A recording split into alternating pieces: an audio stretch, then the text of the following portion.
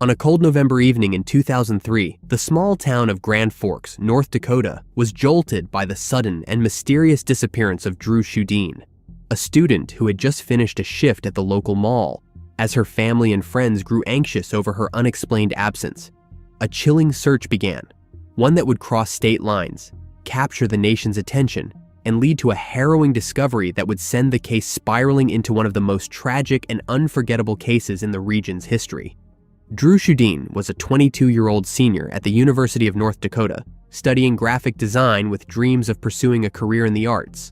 Balancing her college studies, 2 part-time jobs, and a blossoming relationship with her boyfriend, Dru's life seemed full of promise. On November 22, 2003, Dru finished her shift at Victoria's Secret in the Columbia Mall in Grand Forks, North Dakota, and made her way to the parking lot. Dru made a quick stop to purchase a new purse before heading to her car. While speaking to her boyfriend on the phone, the conversation abruptly ended with Dru's last words, "Okay. Concerned by the sudden disconnection, her boyfriend tried to reach her again, but all he heard was static and the sound of buttons being pressed. Later that evening, Dru was supposed to show up for her second job, but when she failed to arrive, her friends and family knew something was terribly wrong. A quick search of the mall parking lot uncovered her car still parked there and a knife sheath near one of the tires, signs that something sinister had occurred. It seemed Dru had vanished without a trace. As panic set in, law enforcement launched an intense search for her, and multiple agencies, including the FBI, became involved. They traced her last phone call to an area near Crookston, Minnesota, about 25 miles from the mall. Then a crucial tip came in. A witness reported seeing a familiar face, Alfonso Rodriguez Jr., a convicted offender in the mall the day Dru disappeared. Rodriguez had a violent criminal history, including multiple assaults against women, and had recently been released from prison just months before Dru's disappearance. Investigators zeroed in on him as a prime suspect. During a search of Rodriguez's car, the police found blood traces that matched Dru's DNA, along with knives similar to one that could have been paired with the sheath found by her vehicle. The evidence mounted, and Rodriguez was arrested and charged with Dru's kidnapping. But despite Rodriguez's arrest, Dru remained missing for months. Her family, friends, and volunteers searched tirelessly, holding out hope for a miracle. On April 17, 2004, nearly 5 months after she went missing, Dru's body was found in a ravine near Crookston, Minnesota, buried under snow. She had been bound and left half naked in a shallow grave, her body concealed for months by the harsh winter conditions. The discovery ended the agonizing search, but brought unimaginable heartbreak to her family and the community.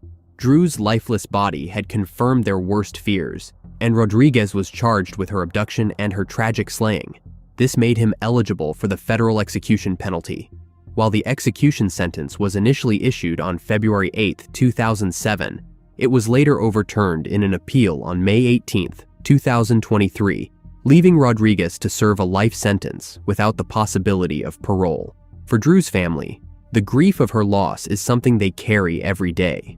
Dru's father, Alan Sjodin, continues to speak out about his daughter, keeping her memory alive and sharing the vibrant life she once led. Through their efforts, the creation of the National Offender Public website, also known as Dru's Law, was created, providing communities with greater access to information about offenders in their areas. The law is a lasting tribute to Dru and the family's determination to protect others from the horrors they endured. Her father still listens to the last voicemail Dru left him, a cherished memory of her voice that reminds him of her warmth, kindness, and the light she brought to so many. Tina Faelz was on her way home from school in Pleasanton, California, in April 1984. But something tragic happened, and Tina's family never saw her again. It would take almost 3 decades for DNA to bring a breakthrough. On April 5, 1984, Tina Faelz avoided the bus and decided to walk home from her school, Foothill High School. Some kids had been picking on her. The 14-year-old took a shortcut home from school to her Valley Trails home. Tina's family never saw her again. She was found deceased in a drainage culvert along Highway 680. She was stabbed 44 times with a kitchen knife. Even with all the efforts from the police, they could not find a solid suspect, and the case went cold. A breakthrough finally came in 2011, when DNA from the scene pointed to a man that was already in jail named Stephen Carlson. Carlson was 16 at the time of the slaying, and he also attended Foothill High School. Carlson was convicted in 2014, but he always declared his innocence. He was originally convicted on first-degree slaying charges and then sentenced to 26 years to life in prison. 3 years later, in 2017, his charges were changed to second-degree slaying by the First District Court of Appeal in San Francisco, and 10 years were removed from his sentence. Finally, in 2020, as he approached his first parole hearing, Carlson wrote 3 letters admitting guilt. Of the 3 letters, one is a 9-page insight statement written for state parole commissioners. One is to Tina's family, and one is to his victim, Tina. One of the letters said, "I want you to know you and your family did absolutely nothing to deserve what I did to you." The letter went on explaining that he was acting out of drunken rage from having been bullied as well at school after he attempted to throw a party at his house while his parents were out of town. Carlson said that he did not plan to commit slaying that day, but was overcome when he saw Tina walking home from school in the field across the street from his house. In the letter, he admits to stabbing his younger classmate with a kitchen knife 44 times. Carlson wrote, "I remember being full of rage at the way all my classmates were laughing at me, and the damage my parents' room was in, and how my dad was going to whip up on me after they found out about the party I threw. Everything happened so fast. I remember going to the kitchen and grabbed a butcher knife. I walked across the street into the field at the gully where Tina was." He also wrote, "You were just minding your own business. Having to walk home by yourself and have to walk through that scary drainage tunnel could have also been terrifying to a 14-year-old girl, but only to be horrifically surprised by me attacking and brutally stabbing you." Carlson said that he does not remember the stabbing motions. He just remembers standing over her bloody body holding a bloody knife. According to Joshua Suchan, a multimedia journalist, Carlson got bullied, but he was also a major bully himself. Joshua also attended Foothill High School shortly after the slaying. He said that the kids in the area always suspected the boy they called Creepy Carlson as the suspect. They were not surprised when he was finally arrested. Joshua and Dru, Tina's brother, both wondered why Carlson confessed after 36 years. Joshua said, "There is a number of reasons why he penned these letters. It might be because he wants to get released earlier and wants to suck up to the parole board. It might be that he is maybe trying to clear his conscience. I am not going to pretend like I know." After writing the letters, Carlson canceled his own parole hearing. No one is sure why, but Dru believes it is all part of a plan to influence future attempts at release. Dru said, "Definitely a strategy. There is no remorse, none at all. If that was the case, he could have admitted it in the courtroom. He waited until his parole hearing for it to come out. Why did he have to wait 5.5 years? Dru said he is happy that they know who was responsible for his sister's brutal slaying, but it does not resolve anything. He had the following to say about that awful time. "I remember that day like it was yesterday, having my mom sit outside my bedroom door for me to fall asleep as an 8-year-old because we did not know who it was, and I did not know if I was next." Carlson is currently at the California Correctional Institution at Tehachapi, waiting for his next parole hearing. 5-year-old April Jones vanished in October 2012 in the quiet town of Machynlleth, Wales. A seemingly ordinary night turned into a frantic search, launching one of the largest missing person investigations in UK history.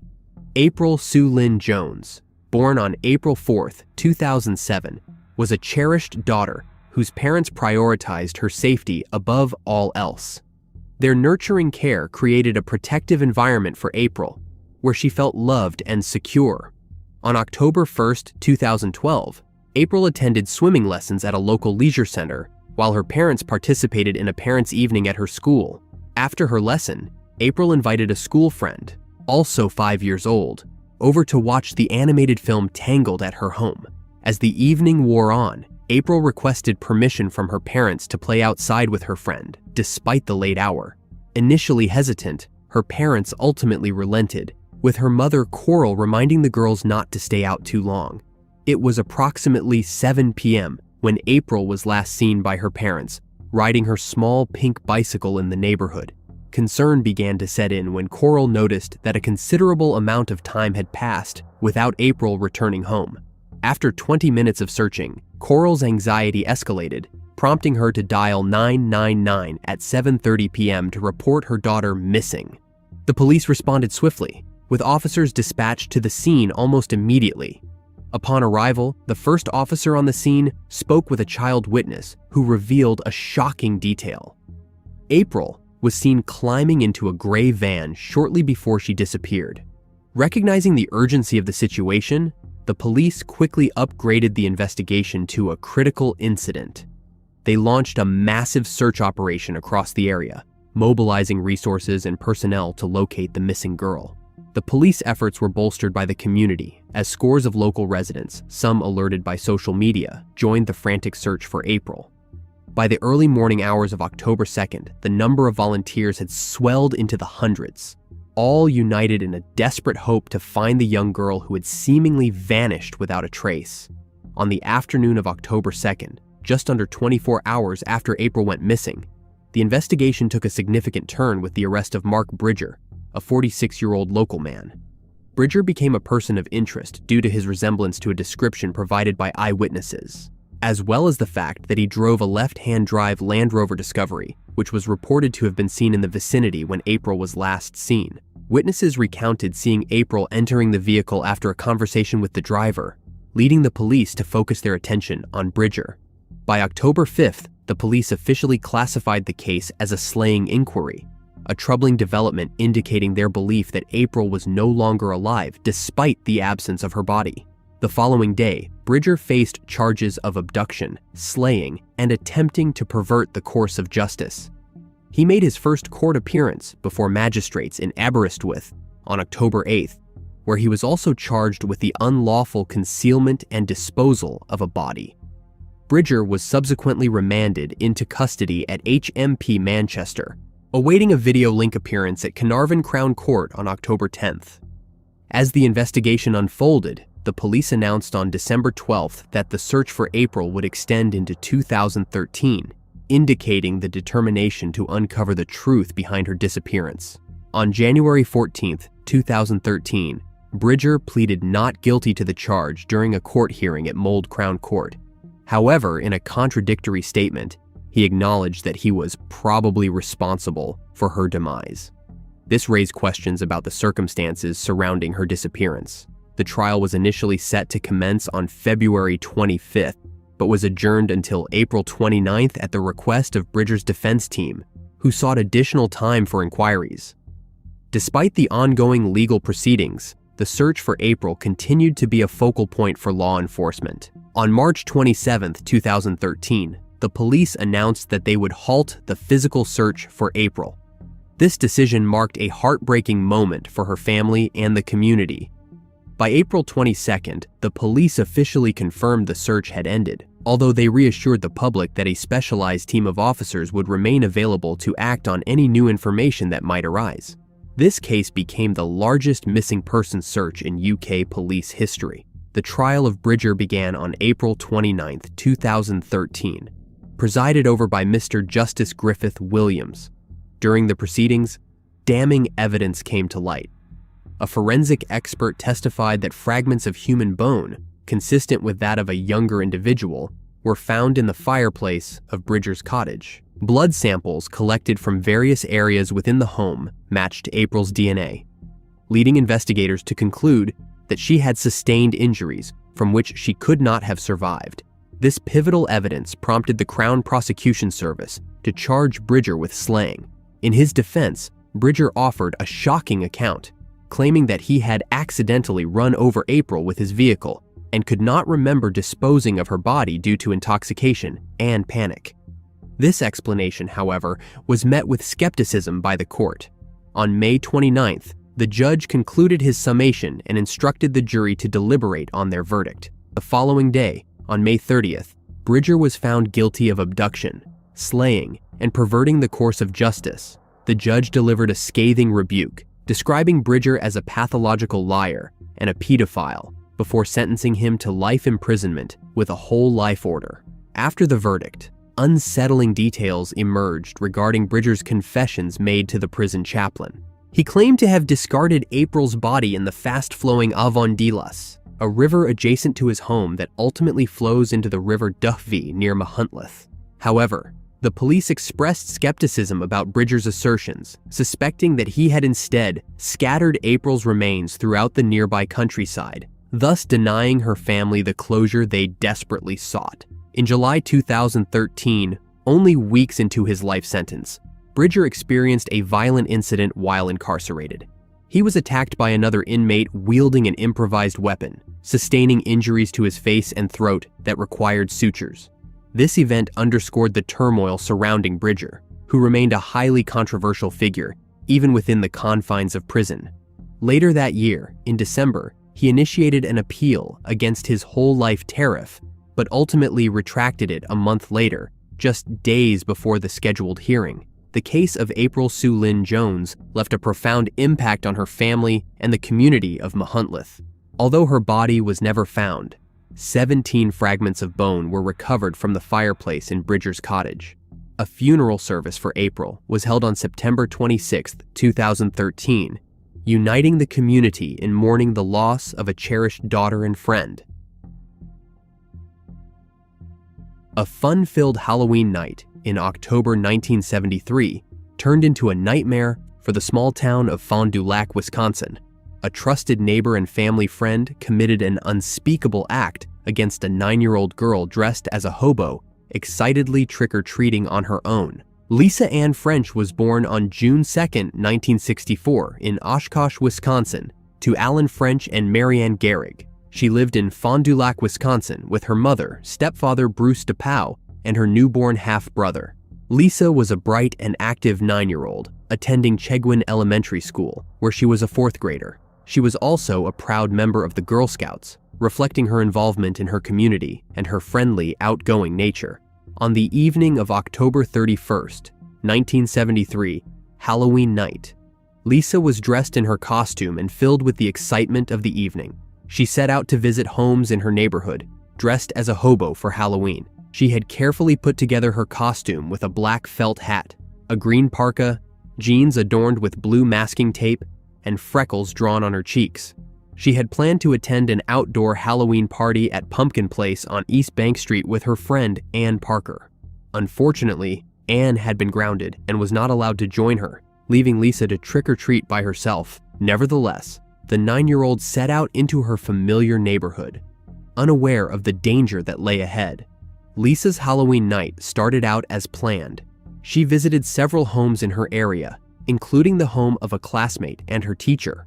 Meanwhile, back at home, Lisa's mother grew increasingly worried as her daughter failed to return for her 7 p.m. curfew. By 10 p.m., when Lisa was still missing, Marianne's concern escalated, and she realized something was terribly wrong. Family, friends, and neighbors came together to form a search party, scouring the neighborhood and surrounding areas for any sign of the young girl.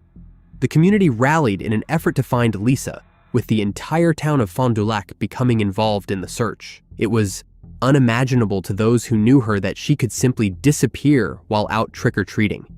As the hours ticked by, hope gave way to dread, and the search for Lisa intensified, with everyone fearing the worst. Her family could not have known that just miles away, Lisa's body lay abandoned in a field, discarded by someone they once trusted. A massive 4-day search was launched after Lisa's disappearance, involving over 5,000 volunteers, 700 block parents, police officers, the National Guard, and her fellow Girl Scouts. The search ended tragically on November 3rd, when farmer Gerald Braun discovered 2 brown plastic bags behind a barbed wire fence near a forest in Taycheedah, Wisconsin. One bag contained Lisa's naked body, the other her Halloween costume. The community's worst fears were confirmed, and the investigation shifted to finding her perpetrator. An autopsy revealed that Lisa lost her life from asphyxiation, with additional trauma indicating she suffered severe abuse. 3 days later, on November 6th, Lisa's funeral was held at Emmanuel Trinity Lutheran Church. a somber service attended by many from the heartbroken community. The Fond du Lac Chamber of Commerce soon posted a $10,000 reward for information leading to her perpetrator's capture. Gerald Turner quickly became a suspect due to his proximity to Lisa and her family, but it took nearly 9 months of questioning and forensic testing before he confessed on August 8, 1974. Despite an inconclusive polygraph test and his refusal to take another, forensic evidence linked him to the crime. Hair and fiber samples from his home matched those found on Lisa's body and clothes. At the time, in October 1973, Turner lived with his girlfriend Arlene Penn and their infant child. Lisa, who was familiar with Turner and his family, would often spend time with their infant, forming a bond with the child. She also had regular conversations with Turner, who had been a neighbor for some time. Prior to this, Turner had shared a rented side of a duplex with Lisa's family, further strengthening the connection between the two households. This proximity and familiarity seemed to make Turner a trusted figure in Lisa's young life. Despite the seemingly normal relationship between Turner and Lisa's family, Turner had a dark past that was largely unknown at the time. Though he had not been convicted of any major offenses, there was an alarming incident in his history. Turner had previously been involved in an offense with a 15-year-old babysitter, though he had never been formally accused or charged for this incident. His past remained hidden from those around him, including Lisa's family, who trusted him as a neighbor and friend. During his confession, the details of what happened that fateful night was revealed. As Lisa made her rounds, she eventually arrived at the house of Gerald Turner. She innocently rang his doorbell, greeted him with the familiar trick-or-treat phrase, and stepped inside with her candy bag held open, expecting a handful of sweets. Once inside, Turner began casually talking with Lisa about candy. Under the guise of friendliness, Turner lured the unsuspecting child further into his home, ultimately leading her into his bedroom. There, Turner's true intentions became horrifyingly clear. He assaulted Lisa, violating the trust that had existed between him and her family. The brutal attack ended with Lisa's demise, as she stopped breathing during the assault. Panic set in for Turner as he realized what he had done, and he tried unsuccessfully to revive her. The situation took a further twist when Turner's girlfriend, Arlene, unexpectedly arrived home. She had been attending the very Halloween party that Lisa was supposed to go to. When she arrived, Turner was dressed in a bathrobe and repeatedly claimed that he was feeling sick. His demeanor and the bathrobe may have seemed odd to her, but she had no reason to suspect anything sinister.